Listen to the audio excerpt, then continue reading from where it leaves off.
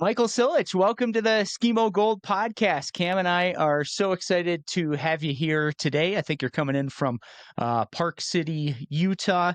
And man, it's just great to have you here. You are someone who has a long history in Skimo, in addition to mountain guiding and Nordic skiing and cycling and a variety of other sports.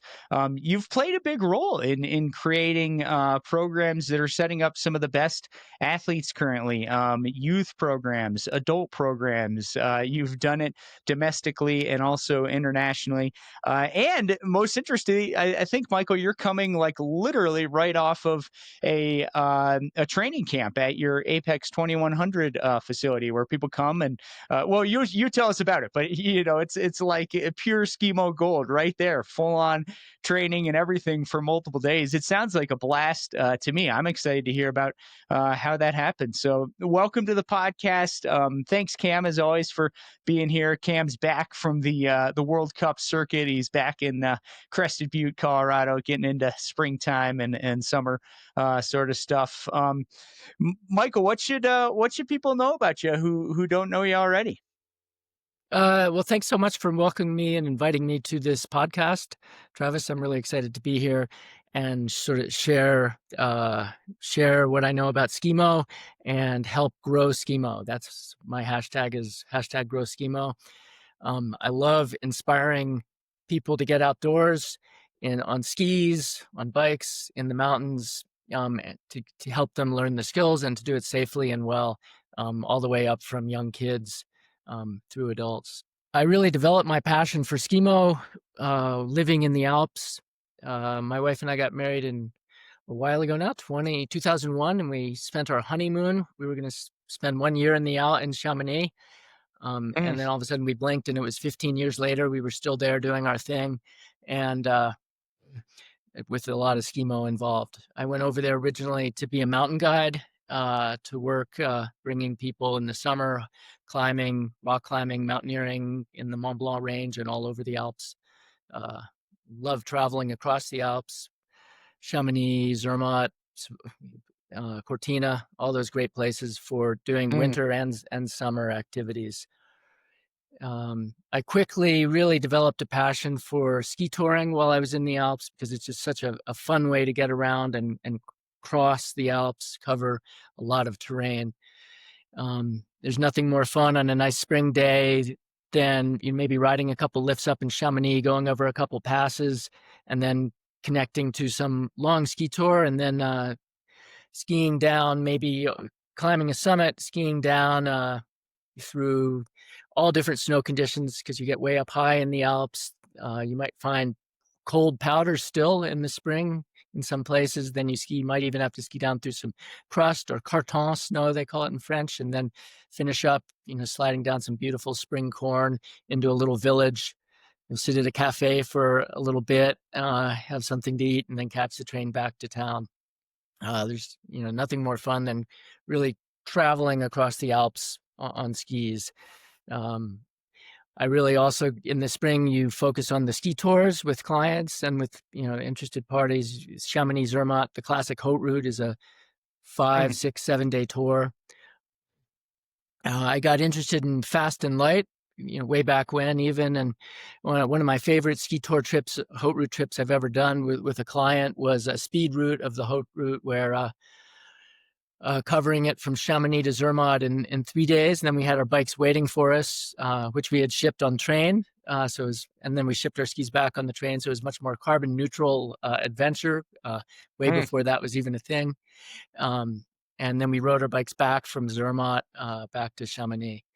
So just love crossing the Alps on skis and ski touring.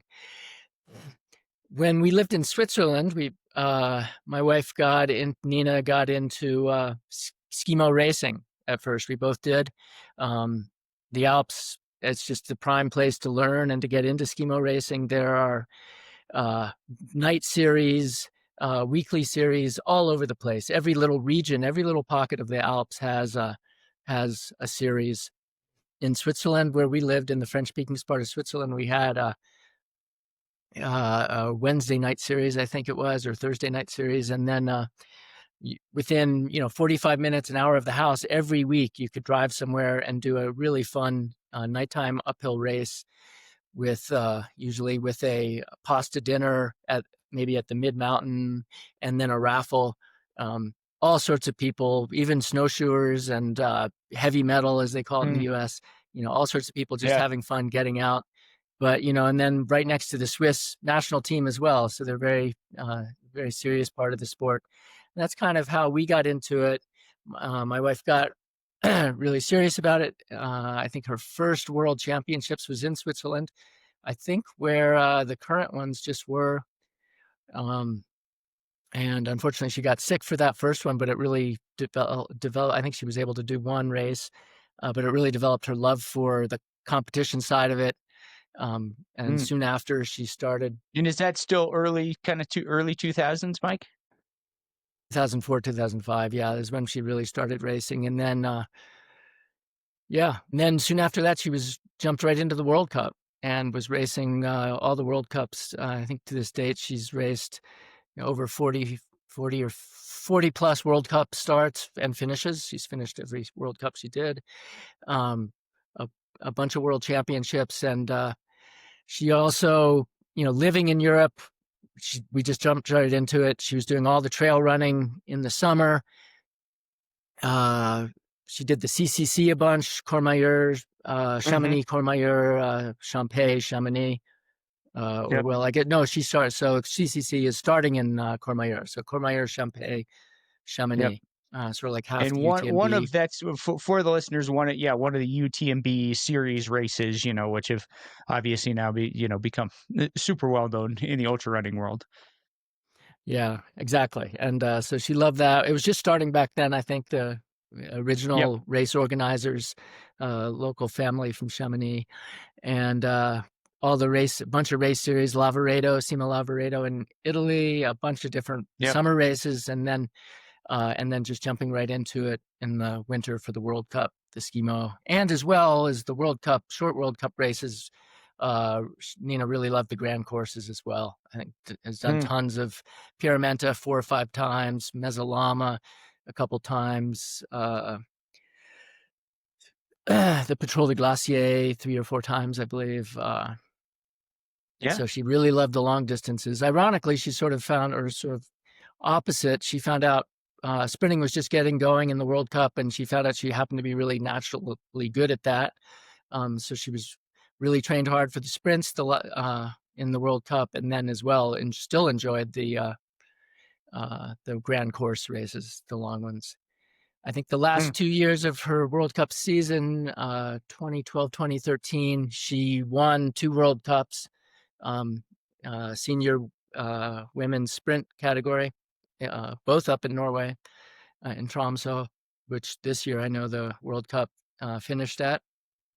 Um, yeah, and what was fun back then is just really strapping it together, learning about skimo. There were skimo athletes in the U.S. for sure, and they came over to Europe and raced. But we were based in Europe, racing there, racing with the Europeans. We started the Chamonix Skimo team because there wasn't a club there, so that was a lot of fun. And we grew it. By the time we left, it was over almost 100 people. Kilian Jornet had joined our team because he lived in the valley.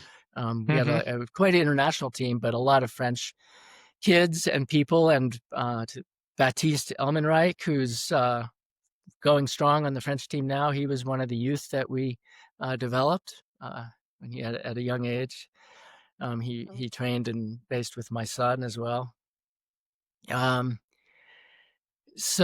but one thing we found out is a lot of the Americans came over back then, and they had a little less, definitely less of an idea of like when Cam comes over and trains in Europe and races in Europe, he's pretty dialed in. But we were just all figuring it out back then, and the Americans, there was definitely a gap between the U.S. and Europe, and Yep. they came over and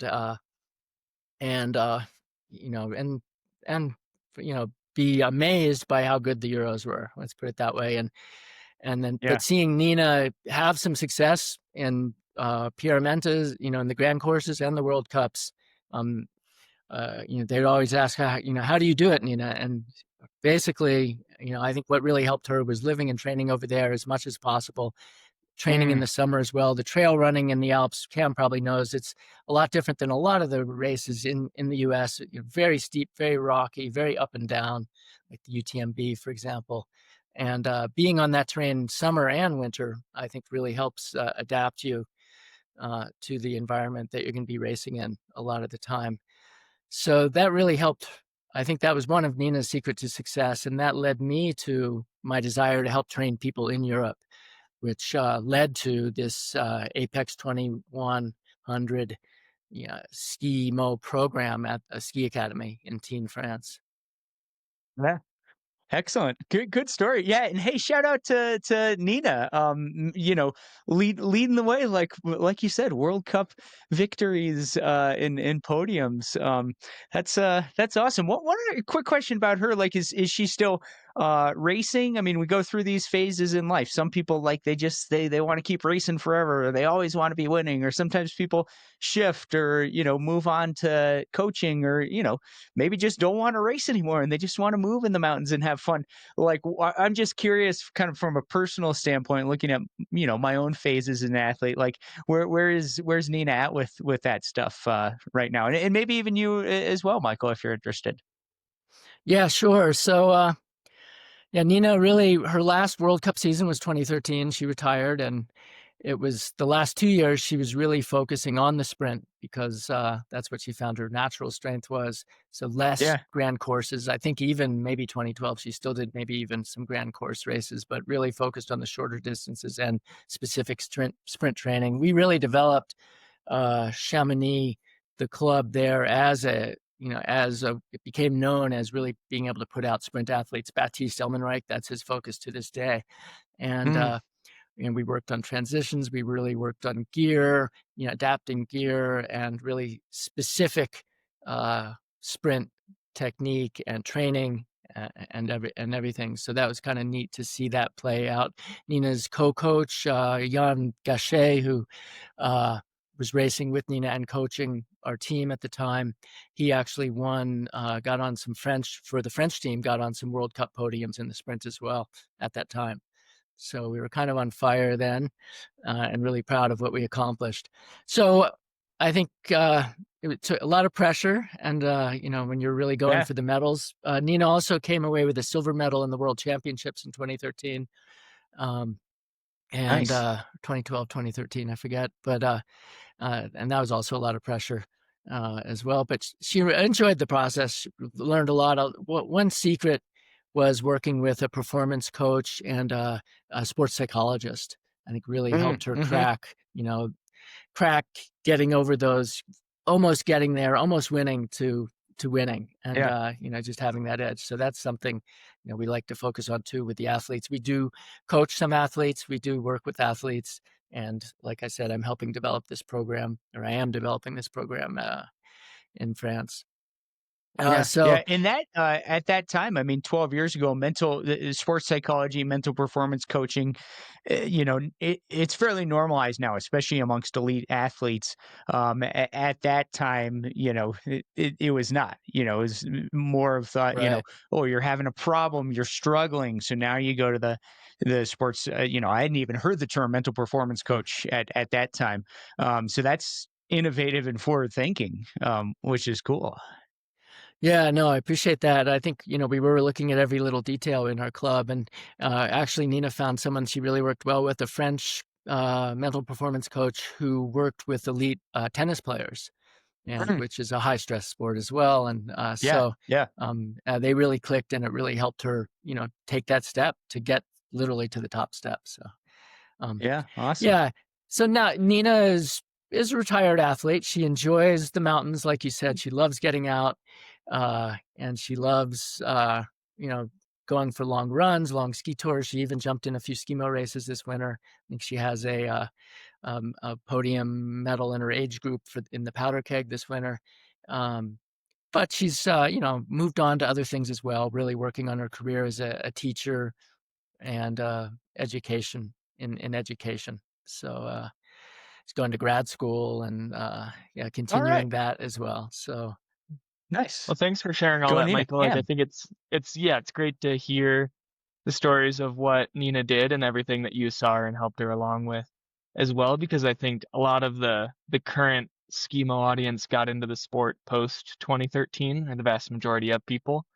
And like when Grace Stayberg, for example, was winning some junior races, when I had some success, and then like Griffin having his stratospheric rise this winter is like, oh, history, history, history. It's like, no, the real pioneer of Skimo in the US was Nina and her cohort and a lot of the people racing then. So it's yeah, awesome to hear some of the details of what those years were like, because yeah, a lot of people just don't know the history there, and I really see Nina as the pioneer of skimo racing in the US, at least to the from a competitive standpoint of everything she accomplished, is something that we're still now dreaming of not doing, but trying to match, right? Like it's already been done. We're just trying to do it again.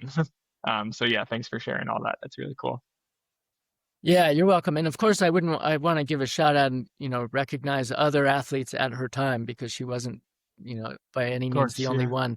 She raced with other American athletes, Monique Merrill, for example, who is uh, a racer in the all sorts of events where you run and ride, and endurance athlete.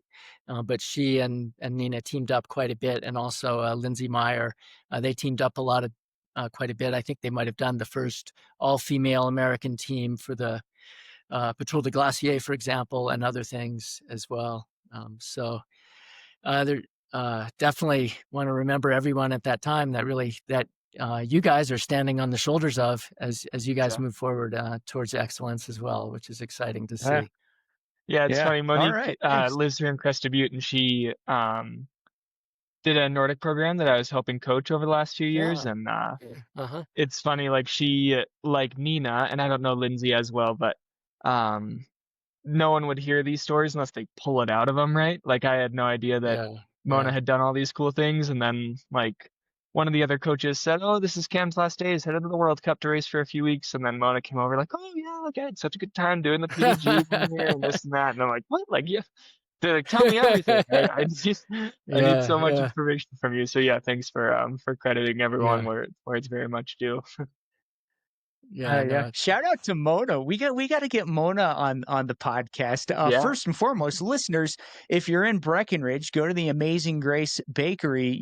Probably best baked goods and coffee outside of what Michael said. Your great village there in in France. And Mona was my teammate in a lot of adventure Ah. races all over the world, including in the Alps. Oh So yeah, wow. lots of good stories. From that era, that crew. I got one other question about the past, Michael. 2001, you go to France, get into ski touring. What was the gear then? Like I got behind me here, audio listeners, if you haven't seen YouTube, check us out on YouTube at Skimo Gold. This is my first Skimo skis, these goody skis, and they came over.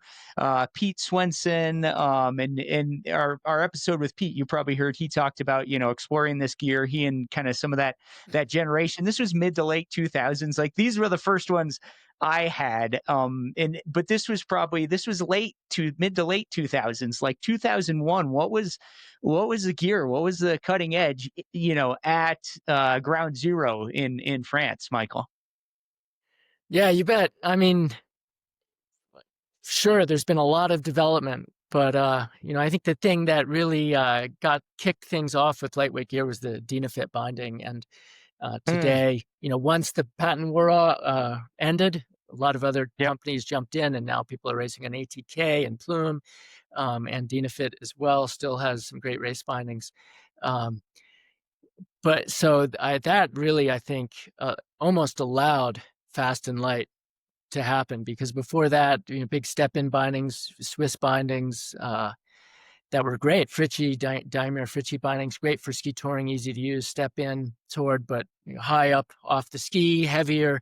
Um, and I used my first pair of touring skis that I bought, well, in the US were those, the Fritchie bindings, and Black Diamond had been putting out ski touring specific skis made by Tua, actually, Rennie Tua in North Africa, actually.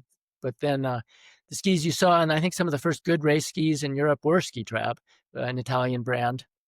And they, to this day, they still make some of the best. But there's a lot of good brands out there, like Dynafit, which I know Cam works with, and a lot of brands. But I think the Skitrab ski that was a race ski back then that you see Pierre Genu on and a lot of the early French racers or Italian racers on were not too much different than the modern skis in that, they were pretty light, they were narrow. Sure, they were heavier. They didn't have all the fancy carbon layups in them. And they weren't probably quite as shaped, a lot straighter, probably a little longer even, although there is a history of shorter skis for ski touring in Europe, especially Eastern Europe, Austria, Italy, that goes way back as well. So we all know that a Skimo race ski is a shorter ski just to be lighter, and that narrowness, you get around a little better on a shorter length. But yeah, I really saw equipment develop over the years over in Europe. It's as a ski guide, ski touring, skis start getting wider and wider. But from the ski racing perspective, I think they stayed kind of the similar dimensions, but just better, more performing, lighter, better layups, etc.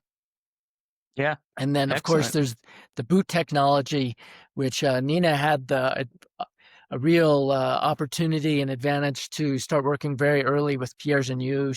Pierre Genu was really supportive of Nina. Pierre Genu was a Skimo racer on the French national team himself, and I think a biomechanical engineer from academically.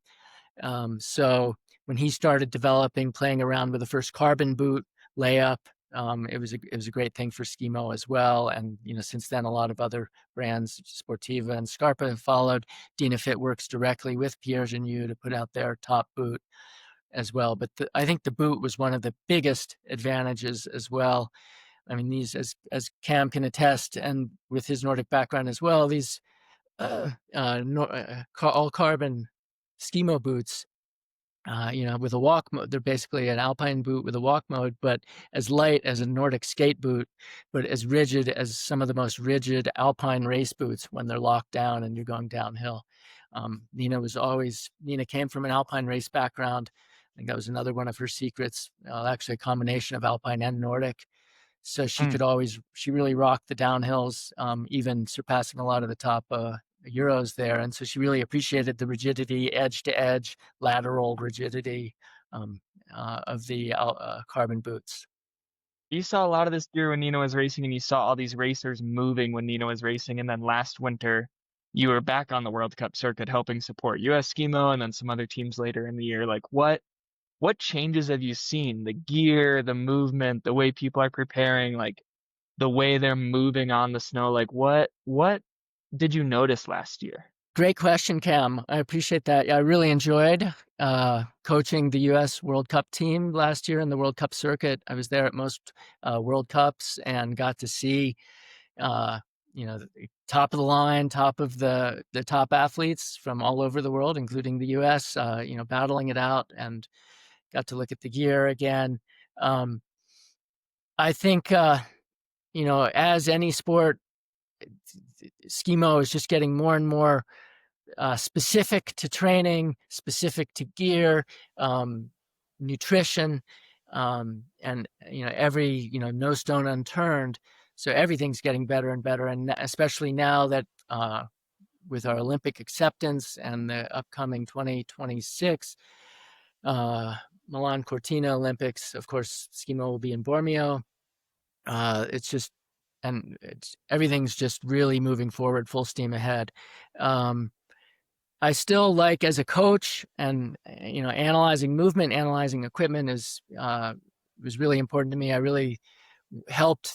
wanted to help all the athletes dial in their gear as best as possible, just make sure it was performing well, make sure the skins were working well, make sure the pull tabs on the skins were good, make sure the skins are the right length, they're being waxed correctly. And that's something that you're an expert at, Cam. I know but not all athletes know every little detail, especially if they're coming from it. If they're new to the sport, there are newer athletes these days coming from other sports and applying to skimo. So it's neat to help them along and to get to the top level. I think one thing that's so cool about skimo is that it is a combination of uphill and downhill, and it requires Nordic technique. It requires being able to transition like a biathlete or a triathlete. And it requires, incredible downhill technique. And like I said, Nina came to skimo with, she was an alpine ski racer when she was younger, and then I think somewhere through high school blew out her knee and then had surgery and switched to Nordic. So it was really neat to see her bring both those skills in, and we really worked on that. Like we refined, like with her, I really worked on pole length and good Nordic ski poles that had a basket that wouldn't, that was big enough when it needed to be, but small enough when it didn't. So you could have a high upper body turnover rate when you're on a prepared trail in a sprint or in a team relay, for example. And that some bowls have removable baskets, which is an awesome opportunity to be able to switch to the basket that fits your needs at the time. Pole length is important. You have to balance power with turnover rate. So those are things I looked at. And then seeing the top athletes like William Bon Mardion or other athletes that are just maybe Cam, remind me of the female World Cup winner this Emily year. Grove. And Yeah. yeah, Emily, who came from an alpine background, and they just kill it on the alpine. And that's one reason that led me to developing the ski camp that we just finished at Apex 2100, which was it was designed to be right after the Norway World Cup and right before the Mesolama, and it's an alpine skills specific skimo camp for people who want to continue on their alpine skills. You get a lot of crossover between trail runners to skimo, which is perfect because they come with the engine, the enthusiasm, the ability to, really suffer and being able to help them make that transition and develop those skills. We had some Australian athletes at our camp, this recent camp, that were really excited to work on their alpine skills. And I think alpine skills do get a little overlooked in skimo because I think the amount of time you're skiing downhill versus uphill is a lot less. So it's easier to focus on the other things and there's so many areas to keep improving in. But you look at someone like Michaela Schifrin or any alpine skier, obviously they're working, she's an expert, a lot of medals and Olympic medals and World Cup accolades. But, every day she's, trying to refine and better her alpine technique. So I like to emphasize that the importance of that, as well as the endurance base and the transitions and the technical, even uphill technical skinning is something that if you come from Utah where the snow is nice and soft and powdery and all of a sudden you get to this rock hard inch thick layer of ice on an alpine mountainside in Europe, it's a whole different ball game. So I'm sure Cam knows the differences and similarities to racing in Europe and where you have to adapt and develop new techniques if you're coming from the US. So my ski camp at Apex, were designed to really introduce athletes to skiing in Europe. And what's really neat in Teen is you're just surrounded by the whole culture of skimo in that region. Cam knows that he's lived in that area as well, and just being able to be over there and explore the local region, explore the local mountains, race in a lot of the local races is a great way to keep building your skimo skills. My dream is to bring more and more people to the camp, and at a younger and younger age. We have Apex 2100 is an academy that is set up originally for alpine skiing, and now we're partnering with them to develop a skimo program. So they're already set up with this brand new facility, training facility, educational facility as well. Kids as early as middle school come there, go to school, and then train every day right there. You just step out your door side to the ski slopes.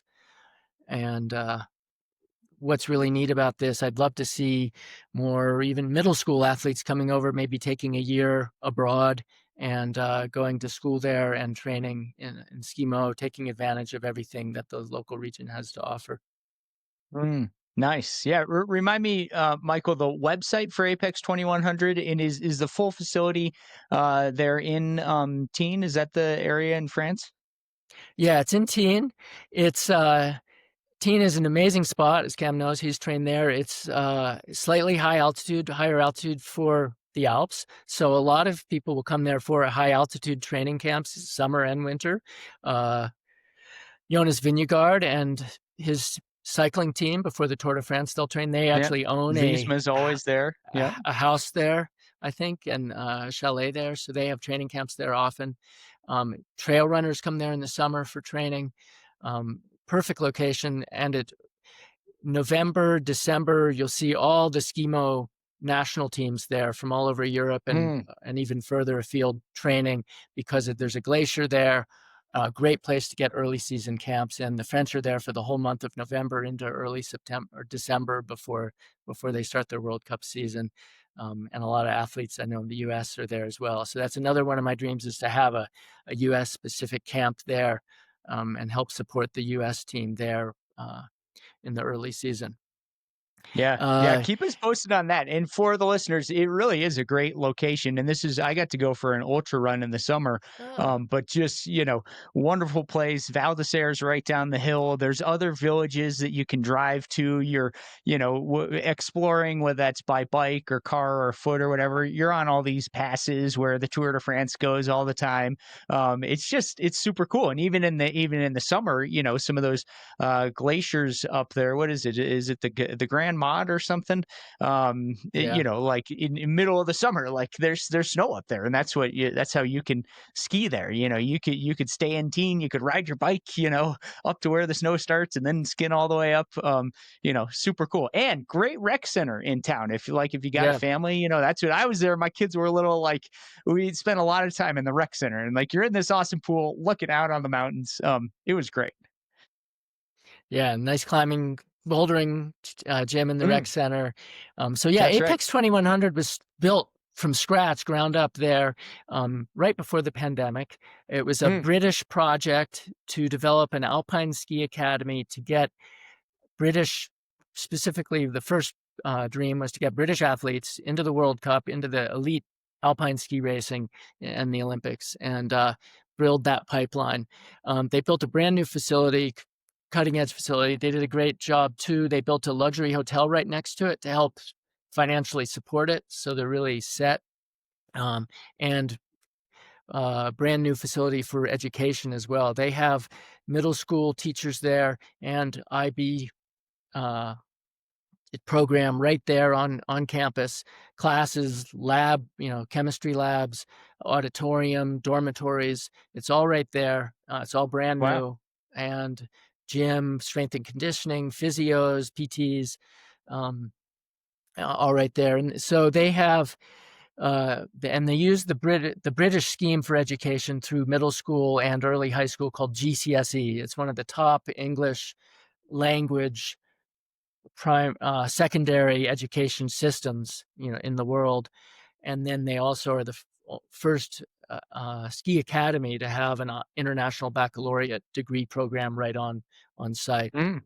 So that's really exciting. They can also link to if Americans come over for a year and want to continue their own curriculum from home, they can link that together as well. Griffin was over there this winter and he was studying a little bit. He's graduated from high school, but he studied in the French classes, for example. He was able to jump right into the French classes that they offered there and other things while he was training. Quick question about Griffin Briley. So, again, on the World Cup circuit at the World Champs, podcast listeners, if you haven't seen it, check out our previous episode with Griffin Briley because, man, it's super exciting to see him just rocking it and such a nice young man. Michael, watching him, as a youth, was there anything he was doing, was there anything about his mindset, or the way he went about things that got him to the point here? I think he's still either 20 or 21, like, World Cup world champion in multiple disciplines. What did you see there, Michael, especially early on? And then Cam, we'll get to your question. Yeah, sure. No, Griffin's success this winter at World Championships was super exciting for everyone. I know the whole U.S. team was really stoked for him. Like you said, he's the nicest kid, and just a joy to be around and a fun person to be involved with. I've been working with him for the last few years. I helped him. Actually, he was one of our first test athletes at the Apex 2100 Academy. So he lived there this winter with another French Skimo athlete, and they trained together and prepared for racing there. So I've been working with him and his family for the last few years, and really gotten to know him well. I think some of the things that really stand out to me of why he can be so successful is his mindset, like you say. He also has a natural, especially for an athlete that young, he has a really natural ability to coach himself, to know what he needs, know what his body needs, but also to know how to push himself, obviously, to reach those levels. I helped him prepare for the La Folie vertical kilomètre vertical in Switzerland, which is a big test event, uphill run for a kilometer outside of Chamonix in Switzerland, a big test event for Skimo athletes as well as endurance runners. And so he went right from Apex 2100 in September, October to do that event. And we saw some early signs that his training was going really well. He just really enjoys being outdoors and getting after it in the mountains. And then we actually got him to high altitude camp in even higher. He was in Zermatt for a couple of weeks. And I connected him with a family, a mountain guide family I know whose sons are doing Skimo racing. He stayed with them a little bit, and then he actually spent some time up at the Monte Rosa hut, or the Cervino hut at the top of literally the frontier, the border between Italy and Switzerland, way up above Zermatt. So I helped him plan out his program a little bit this winter as well, and figure out those things. But mainly he was staying at Apex and then traveling with the World Cup teams. It was really exciting. I think his ability to train himself, his ability to coach himself and be in tune with what his body needs is amazing. And then also he's great at really focusing on one thing. He was really trying to peak for world championships, and he blew it out of the park. He really did a great job there, and it was so neat to see all his hard work pay off for him. Cam, Excellent. did you have a comment or a question? Well, I was just going to add an anecdote when you were talking about how Apex kind of started and it being this like business school, English language school, and a lot of British students, but also French students coming up in it. And the coaches and the students all have perfect English, the ones that are from France. And Diego, who you were alluding to, is Griffin's kind of buddy. He's maybe a 15 or 16 or 17-year-old athlete from Val d'Isere. And he was Griffin's like peer, like they were the two Skimo athletes at Apex. And Diego and Griffin and I would do some training together. We were mostly just riding lifts together, working on some alpine drills and such early season. And Diego's English was so good that he was teaching me slang in English. He's like, "What are you saying about crispy chicken? And is that good or bad? And what's dusty versus duster?" And I still am trying to get a handle on some of those things. But this 15-year-old French kid was teaching me slang, which was a blast. And just I've also taken it upon myself to as Griffin's season-long roommate while he was on this stratospheric rise from local nice kid next door to world beater dominator. I've taken it upon myself to be the one to keep knocking him down and keep his ego small. So about his French studies. So let's be clear. there's this narrative that Griffin went to Apex to take French class all year, but all he knows and all I know are swear words. So I don't think it was that great of a French class. He still has some room to grow there.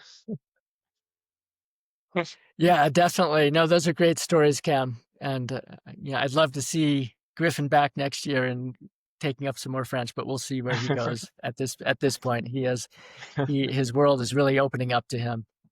Yeah, Diego is a great kid, like you said, and he was a really interesting kid because he's been at Apex for years already as an alpine racer, and with his interest in trail running, cycling, and ski touring, he made the switch to Skimo racing, and it's been really fun to see his development as well.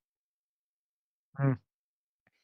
Maybe we So got to get Apex. Diego on the podcast as well. I don't know. I mean, all Mhm. I know is je voudrais you know, and I mean, I know the F word, which means the same thing in all languages, but I don't know much more in French. So No, that'd be great. Yeah. for the listeners out here who maybe you're a kid, or you know, maybe you're like me and you have kids. My kids are in this middle school age, and I coach mostly adult endurance athletes, some kids here and there. One thing I find with adults, especially if adults in this day and age, if they come to endurance athletics without a background as a kid, they don't have what you talked about, Griffin. They don't have that intuition, and they're trying to just let me see what my heart rate is, or my power, or my speed, and they just look at the numbers. I really have to teach them how to learn to feel things. And I think that you're exactly right, Michael. For youth, let's keep teaching them to learn that intuition, and how do you feel, and what does it mean to push hard or go easy, or you know, or feel pain because you're pushing hard versus pain from an injury. You know, sometimes we take that for granted, but like kids and teenagers, they got to learn that. So my question to you, Michael, is, you know, what else do you think about for sort of this teenage cohort? You know, when might a kid be ready for like a residential program? When might they not be ready? What are your thoughts on you know, specialization in a given sport versus exploring a variety of sports? And then maybe furthermore, what about other things? Michael, I know you were with Outward Bound 15 years or so. Like what's your pitch to parents like me? Like, when should we send our kid away, whether it's Outward Bound or Apex 2100 or other things like that? Uh, Great questions. I'm trying to note them all because you brought up so many great points, That was kind Travis. of a lot, yeah.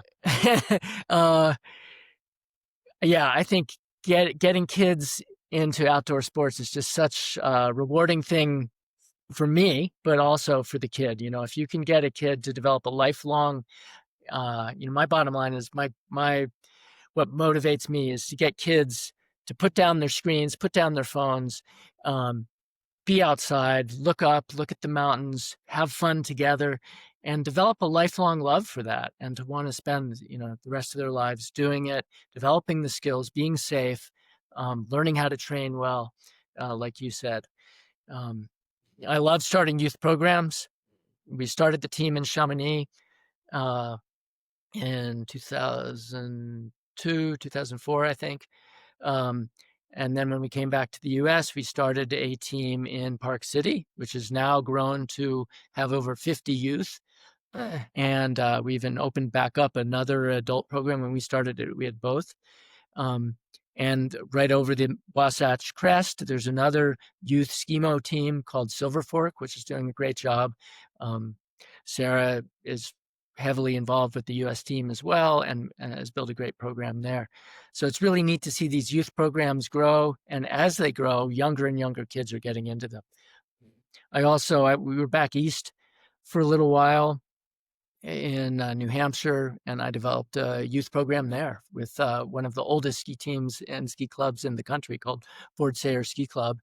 Mm. And I developed a club for the region, for the local youth, as well as for Dartmouth College. We have athletes from Dartmouth College on that team as well, and athletes that were on the U.S. team. And it's continuing to grow. Bryce Ostermiller will be back at Dartmouth next year and involved with that team. But Yeah, what age? The team in New Hampshire that I was just coaching the last 3 or 4 years, for example, we had kids as early as 8, 9. There was more and more demand. I think we started with kids 12, 14, but then the parents were like, "Oh, can my 10-year-old, my 12-year-old come and 8-year-old come?" And we thought about it for a while and said, if we had the framework to support these kids, why not? And so we were getting younger and younger kids.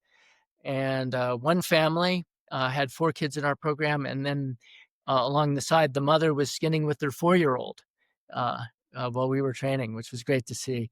And I think, you said, how are kids going to learn to develop these intuition and these skills themselves? I think the sooner they're out there talking about it, feeling it, listening to Mm. coaches about it, they're developing those skills.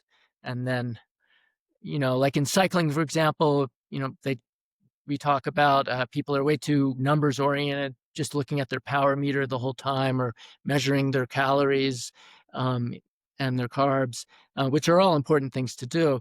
But like you said, developing that intuition, that feeling is important as well. And I think just getting the kids in there and talking about it and being there with their friends to talk about it, getting a community of young people and some good coaching is a great way to do it. Skimo is a great sport because it is naturally multi-sport. In the summer, you're going to be doing a Mhm. lot of other things. Hopefully you'll be doing some roller skiing too at some point and ski specific training. Um, but not always. It's good to break it up. It's good to have multi sports to develop different parts, different ways your body moves and different parts. And that's really important. If you look at, so you asked earlier, Apex's website, they're just Apex 2100, the number 2100.org. If you look at their site, you'll see they really focus, even for alpine skiing, on developing all sorts of systems, physical systems. And you'll see videos of them juggling on balance boards and slack lines and developing a lot of different biomechanical skills and abilities, movement abilities. So that's all really important. And I think, part of the fun is getting kids involved early. You see more and more young kids getting involved in teams across the U.S. and Europe, across the world, actually. So Uh, thanks for yeah. all those insights, Michael. And it just got me thinking before we let you go. Wherever you've gone, these programs have popped up and been successful and then remained successful after you've left. Like you were in Chamonix, you were in the Northeast, you were in Utah, you're involved in Apex, you're everywhere. And wherever you've been involved, there's been these successful programs. And like me, for example, um, probably 5 or 6 years ago, I tried to get a program started in Crested Butte, and it sort of sputtered along, and yeah, it didn't become much of anything. And on the other side of it, there's these programs with 100 kids in it. So like, what should people know about starting these programs? Like, what's this magic touch that you have? What can you share there? That's a great Well, question, Cam. I really appreciate that, Cam. Yeah, it's. I wouldn't say it's a magic touch, though. I think, as you know, in developing programs and coaching yourself, is it does take a lot of hard work, and it's a compromise sometimes. And you're still racing at the World Cup level, so you can't develop 100% and put 100% of your time into just the team. And um, but don't give up. Uh, I'm sure there'll be a good team in Crested Butte soon enough. Um, and with the Nordic background and the Alpine background, that's what really, really did. We also really tried to pull from Nordic and Alpine. Of course, those teams and those coaches don't want to see their athletes leave, but sometimes they have athletes that they're like, okay, like this kid is not going to become a World Cup Alpine skier, but I think he would really do well in a Skimo program, or he's not going to make the Olympics in Nordic, but he loves alpine skiing, for example. Finding kids that might be interested, trying to convince them to give it a try, and find good coaches and support. That's the bottom line to when I leave programs is I want to make sure I'm leaving them in good hands, and there's coaches that have equal enthusiasm. Mm. Great, That's a thanks. great answer to a good question. Yeah. I also, Michael, I loved what you said earlier about, especially for kids and adults too, friends and fun. That's got to be a great component of any program. And Sarah Cookler said the same thing about her Silver Fork program, especially at the start. It was pulling in, a few kids who were excited, and then they pulled in their friends. And, it's kind of, the good old networking thing. Who do you know? But if you can bring in a few of the right kind of kids and families, probably some others will come because it's fun. And that's easier said than done. I've been trying to do the same thing here in my small town of Salida, Colorado, and kids want to do various sports, and I've pulled in some kids, especially, maybe I think again, biking or running, maybe you get a kid who's serious about mountain biking, for example, which has really grown across the country. And, hey, here's something to do in the summer. It's a lot like mountain biking. Maybe you like skiing as well. You'll be a lot fitter when you get to the summer, for some kids that resonates. So yeah, this is great, Michael. And apex2100.org, I would recommend people check that out. Also, listeners, check out our previous podcast, Max Drione, star on the World Cup circuit. And if you go to Max's YouTube channel, he has a video about a training camp in Teen, and you can see what he was doing skiing the glacier. I don't know if he was at 2100 or not, but I had seen on okay, Cam's shaking his head. He was somewhere else, but I have seen Max like pre-World Cup races. He's juggling and stuff. So this same kind of, it looks sort of weird, but I'm telling you, it a lot of that stuff works. So you're onto something. Awesome. Thanks a lot. It's been great chatting with you guys. Any last questions? Go ahead, Cam. Oh, that checks all my boxes. My big thing going into this was I wanted to talk all about Nina. So thanks for Oh, yeah, humoring us there and telling us those stories. I'm glad that more people will know about everything that she did.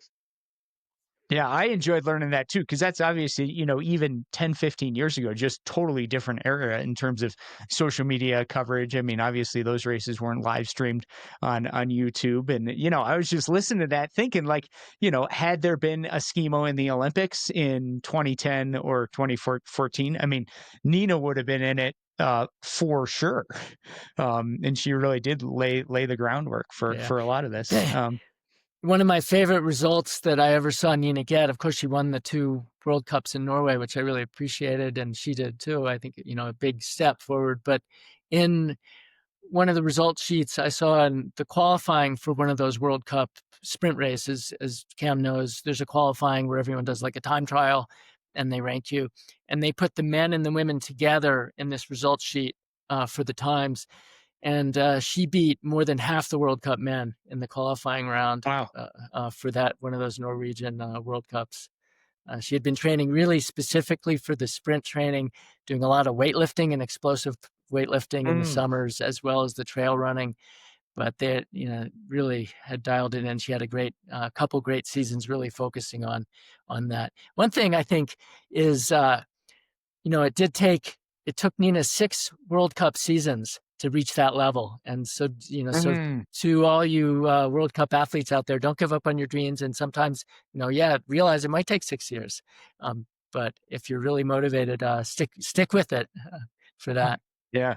So I'm going to go ahead and credit Nina then with what will henceforth be known as the Nina Silitch rule, because there was a while when I first started doing World Cups where the men would climb like 5 meters more than the women on the sprint course. So they would make 2 different transition boxes. It's like, this is so ridiculous. Why are women only capable of racing 70 meters and men are allowed to do 75? Like, this is ridiculous. And we were all like, the narrative for a long time was, I think they're only doing this so that like the back half of the men don't feel bad about losing to Letitia Roux or something. So maybe Nina was part of the reason that that era existed. And then now we all race the same course, at least in the sprint, which is great. But maybe she hurt one too many feelings and then started the Nina Silitch rule. So I don't know if it's true, but I'm going to go ahead and credit her for it. There you go. That's awesome. Sounds good story. Sounds awesome. Michael, anywhere else listeners should find you and your stuff? That's good. You can always follow High Alpine Skimo and my Instagram page, Michael Silitch. have a website. Nina has a website too, if you want to look through the memories of her careers in running and skiing. All right. We'll check it out. Thanks, Michael. Thanks, Cam. Really enjoyed it. Thanks, Yeah, guys. great talking to both you guys. All right.